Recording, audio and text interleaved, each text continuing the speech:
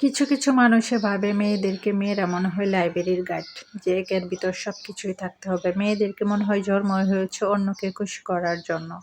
মেয়েদের এত উচ্চ শিক্ষিত হয়েও কোনো লাভ নেই, এত উচ্চ ফ্যামিলিতে জন্ম হয়েও কোনো লাভ নেই, এত উচ্চ ফ্যামিলিতে বিয়ে হয়েও কোনো লাভ নেই, এত উচ্চ লেভেলে জব করেও কোনো লাভ নেই। আসসালামু আলাইকুম, কেমন আছেন সবাই? আমি এদিকে ফ্রিজ থেকে কিছু মাংস বের করে নিয়েছি। মাংসগুলো ভিজিয়ে রেখেছি ডাইনিং টেবিলের উপরে, কারণ আমার কিচেন রুম ক্লিন করা হচ্ছে। এদিকে ডাইনিং টেবিলটাও ক্লিন করা হচ্ছে। বেডরুমটা আমি গুছিয়ে নিচ্ছি, বেডশিটটা চেঞ্জ করে ফার্নিচারগুলো সব ক্লিন করে নিয়েছি। এদিকে একটু রান্নাও করে নিচ্ছি। কিছু কিছু মানুষে ভাবে যে মেয়েরা মনে হয় লাইব্রেরির গাইড, যে একের ভিতর সব কিছু থাকতে হবে। মেয়েদেরকে মনে হয় জন্ম করে পৃথিবীতে পাঠানো হয়েছে অন্যকে খুশি করার জন্য। মেয়েদেরকে সব দিক দিয়েই পারফেক্ট হতে হয়।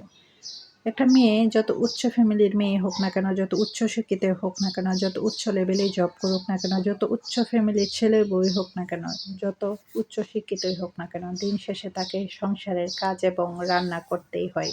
তবু প্রতিনিয়ত মেয়েদেরকে শুনতে হয় যে তোমরা কি করো, কি করেছ, মেয়েদের কি কাজ। আসলে প্রতিনিয়ত শত শত কোটি কোটি মেয়েদের এই কথাগুলো হজম করতে হয়। মাঝে মাঝে মনে হয় মেয়েদের মনে হয় জন্মই হয়েছে অন্যকে খুশি করার জন্য এবং অন্যের কথা শোনার জন্য। এদিকে আমি মাংসটা রান্না করে নিয়েছি, এদিকে ডাইনিং টেবিলটা ক্লিন করা শেষ হয়ে গিয়েছে। রান্নার ম্যাট এগুলো চেঞ্জ করে নিয়েছি, নতুন একটা রান্নার বিছিয়ে নিয়েছি, নতুন একটা গ্লাস সেট নিয়ে এসেছি আমি, এবং এই গ্লাস সেটটা আমি সুন্দর করে সাজিয়ে নিচ্ছি। গ্লাস সেটটা কেমন হয়েছে কমেন্ট করে জানাবেন। একটা ঝুড়িতে কিছু ফল ভরে নিয়েছি ৫-৬ রকমের, আর একটা ট্রে নিয়ে নিয়েছি আমি। আর এগুলো নিয়েছি আমি হচ্ছে খাটের সাজসজ্জা ফেসবুক পেজ থেকে। একটা চপিং বোর্ড, একটা পিৎজা বোর্ড, একটা খাটের পাতা, আর এই ট্রেটা। কিছু প্রয়োজনীয় জিনিস আমাদের হাতের কাছে গুছিয়ে রাখার জন্য এই ট্রেটা একদমই পারফেক্ট। এই যে এগুলো আমাদের সবসময় প্রয়োজন হয়, তাই এগুলো আমি এই ট্রেটাতে সাজিয়ে টেবিলের উপরে রেখে দিচ্ছি। টেবিলটাকে সুন্দর করে আমি সাজিয়ে নিয়েছি, নিয়ে এখন চলে এসেছি বেডরুমে। বেডরুমটাকেও গুছিয়ে নিয়েছি, ফার্নিচারগুলো ক্লিন করে, পর্দাগুলো চেঞ্জ করে, বেডশিটটা চেঞ্জ করে, একটা সামার কুইল এসি খাতা নিয়েছি আমি নতুন, খুবই গর্জিয়াস কাজ করা এবং কালারটা খুবই সুন্দর, খুবই সফট, আরামদায়ক এই এসি খাতাটা।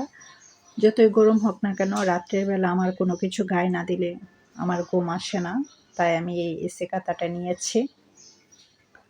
আমি দেখছিলাম পুরো বিছানায় বিছিয়ে যে কতটুকু বড় হয়। আমার বেডটা ৬ ফিট ৭ ফিট, তার থেকেও বড় হচ্ছে এই সামার কুইল এসি খাতাটা।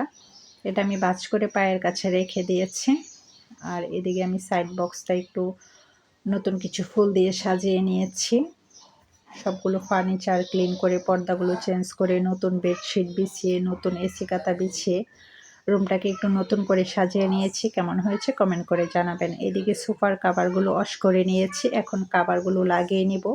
লাগিয়ে নিয়ে সোফার রুমটাকেও একটু নতুনভাবে সুন্দর করে সাজিয়ে নিব।